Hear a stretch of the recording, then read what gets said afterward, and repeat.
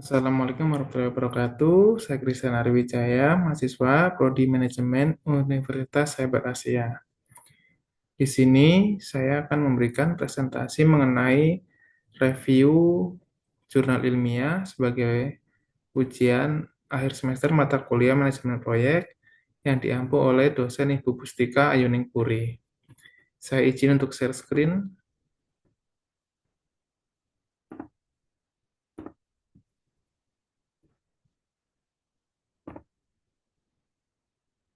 Ya, di mana ujian akhir semester pada mata kuliah manajemen proyek, kita ditugaskan untuk mereview jurnal mengenai manajemen proyek.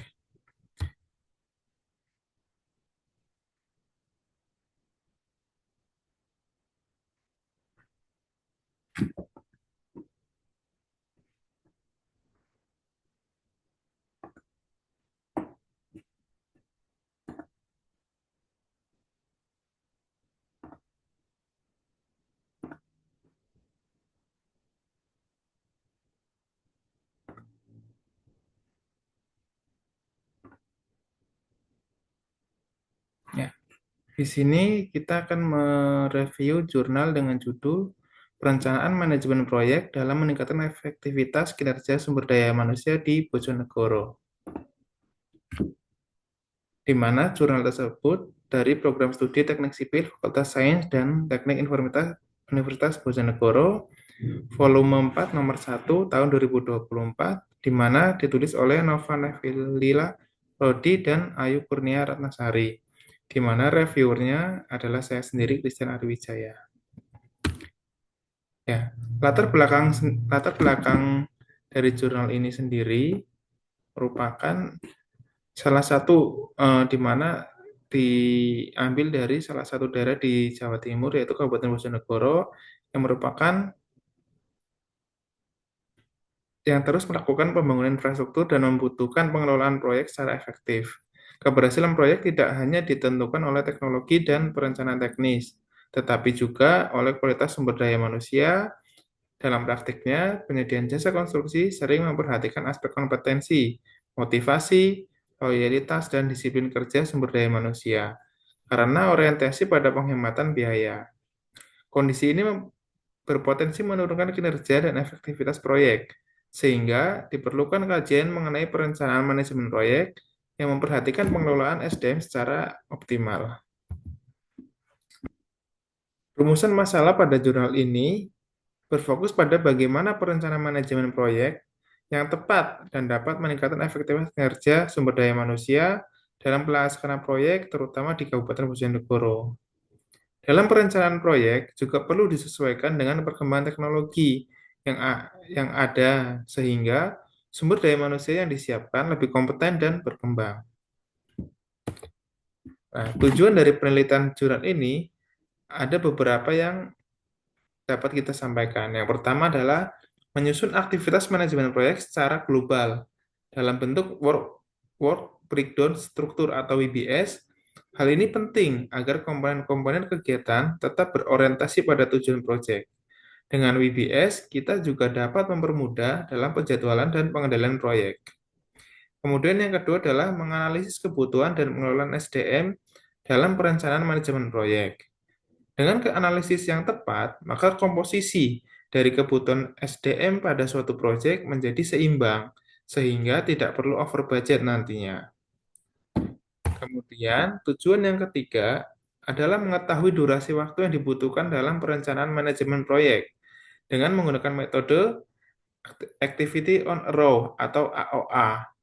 Pada AOA, ada istilah critical paths atau jalur kritis yang bertujuan untuk mengetahui kegiatan-kegiatan apa saja yang memiliki tingkat apekan tertinggi. Hal ini dapat berpengaruh terhadap keterlambatan pelaksanaan pekerjaan. Sehingga dengan model AOA, kita dapat menentukan prioritas kebijakan yang perlu dipertimbangkan dalam pelaksanaan suatu proyek. Kemudian metodologi yang digunakan dalam jurnal ilmiah ini. Dalam jurnal ini, peneliti menggunakan pendekatan deskriptif di mana dengan mengombinasikan antara metode kualitatif dan kuantitatif. Pendekatan yang digunakan adalah studi kasus dan survei pada perusahaan jasa konstruksi di Kabupaten Bojonegoro. Teknik pengambilan responden menggunakan cluster sampling, di mana metode analisis yang digunakan meliputi work breakdown struktur atau WBS untuk identifikasi aktivitas proyek dan activity on a row atau AOA untuk penjadwalan serta penentuan lintasan kritisnya. Hasil penelitian pada jurnal ini ada beberapa yang dapat saya sampaikan. Yang pertama adalah dalam pengelolaan SDM yang efektif harus memperhatikan beberapa aspek seperti kompetensi, motivasi, loyalitas, dan disiplin kerja, serta sikap yang optimis. Kemudian, yang kedua adalah dalam menentukan aktivitas proyek dapat diuraikan secara sistematis dengan diagram WBS, sehingga kebutuhan SDM dapat diidentifikasi dengan jelas sejak awal. Sehingga dalam pengerjaan suatu proyek dapat menggunakan SDM yang efektif dan efisien. Kemudian yang ketiga adalah dengan analisis jaringan kerja menggunakan AOA, menunjukkan adanya lintasan kritis dengan total durasi sekitar 20 hari untuk menentukan kebutuhan SDM dalam perencanaan manajemen proyek. Sehingga analisis menggunakan jaringan AOA ini sangat efektif dalam menentukan jalur kritis untuk penyelesaian proyek. Kesimpulan dari jurnal yang saya review ini adalah dalam merencanakan manajemen proyek yang efektif di Kabupaten Bojonegoro sangat bergantung pada pengelolaan sumber daya manusia yang baik dan benar. Dengan penyusunan diagram WBS, dapat membantu kita dalam memetakan aktivitas proyek secara rinci. Sedangkan dengan metode AOA, dapat membantu kita dalam menentukan waktu dan kebutuhan sumber daya manusia secara tepat dan efisien. Dengan memperhatikan aspek kompetensi, motivasi, loyalitas, dan disiplin kerja yang baik, efektivitas kinerja SDM dalam proyek dapat ditingkatkan secara signifikan. Kemudian ulasan kritis dalam jurnal yang saya review. Yang pertama adalah tujuan dari penelitian ini sangat jelas dan relevan karena dinyatakan secara dengan menyusun aktivitas manajemen proyek secara global dalam bentuk work breakdown struktur atau WBS, serta menganalisis pengelolaan sumber daya manusia dalam perencanaan manajemen proyek.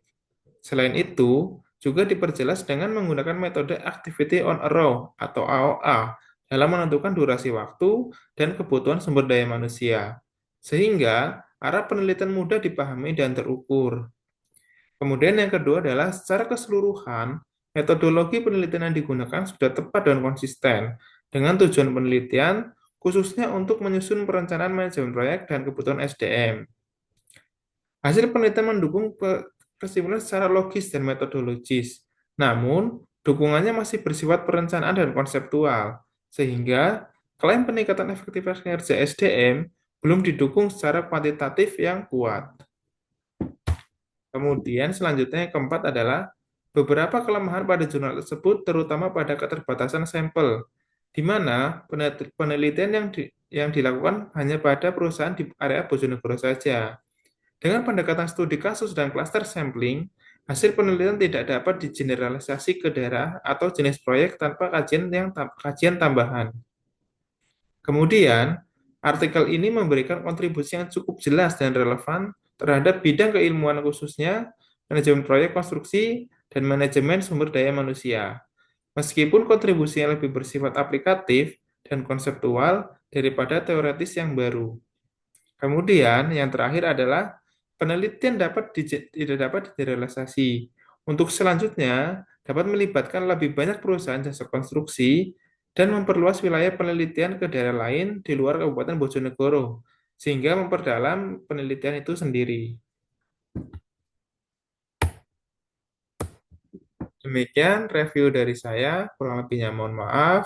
Saya akhiri, wassalamualaikum warahmatullahi wabarakatuh.